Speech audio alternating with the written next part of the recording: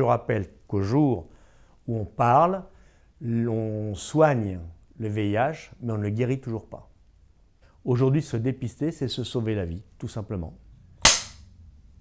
Ce sont 3 patients qui étaient séropositifs, qui ont décidé de se réunir entre eux pour tenter de lutter contre l'isolement dans lequel ils se trouvaient.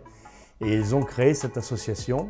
Nous accompagnons tous ceux qui sont en soins dans le Sud. Nous sommes présents systématiquement à l'hôpital, de façon à être en contact directement dans le service avec des gens qui viendraient découvrir leur séropositivité et qui auraient besoin d'échanger avec des personnes concernées ou des membres de l'association. Nous avions plusieurs facteurs. La première, c'est effectivement une certaine méconnaissance des risques de contamination.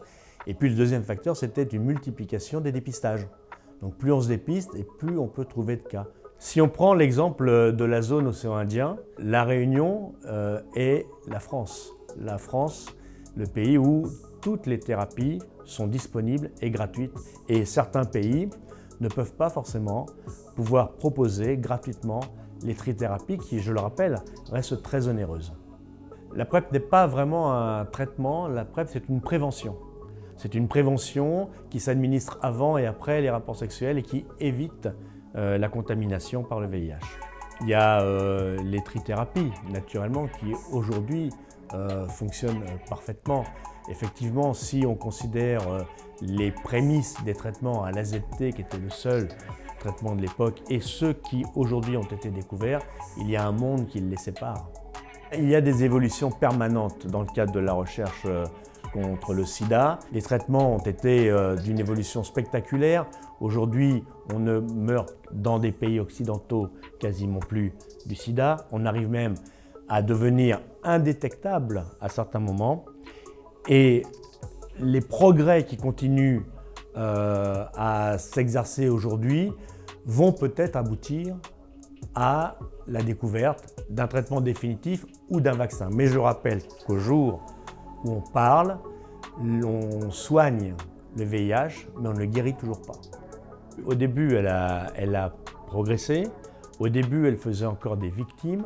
Et puis, au fil des ans, on se rend compte qu'on a aujourd'hui une cohorte qui est relativement stable.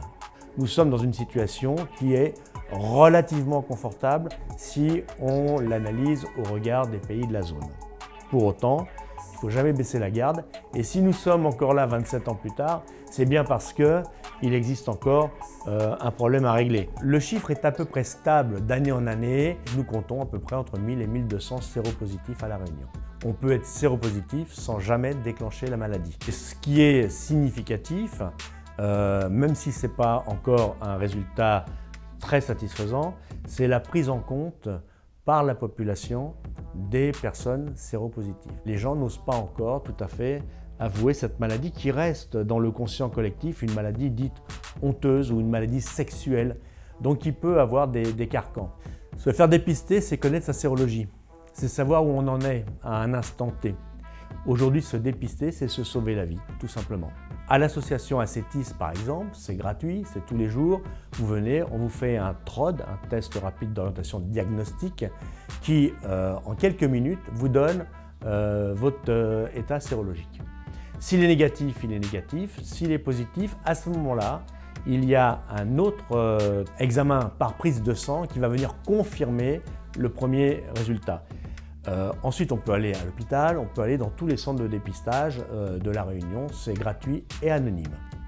Déjà, il faut dédramatiser les situations, il faut en parler. C'est une maladie qu'on n'a pas choisie, c'est une maladie, on a été infecté à un moment ou à un autre par différents moyens. Je rappelle qu'il y a eu des contaminations autres que par voie sexuelle. Donc en vérité, il suffit de bien comprendre comment va la vie, de bien s'analyser soi-même et puis de ne pas discriminer simplement les gens qui, rappelons-le, sont malades et qui ont besoin de notre attention et de notre affection. L'engagement, c'est celui du cœur et le cœur n'a pas assez de place pour y introduire tous ceux qu'on a pu aider.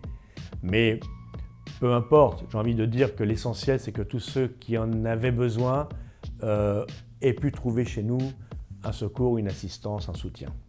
Quand on disait quels sont vos objectifs et vos buts, je disais c'était de fermer l'association.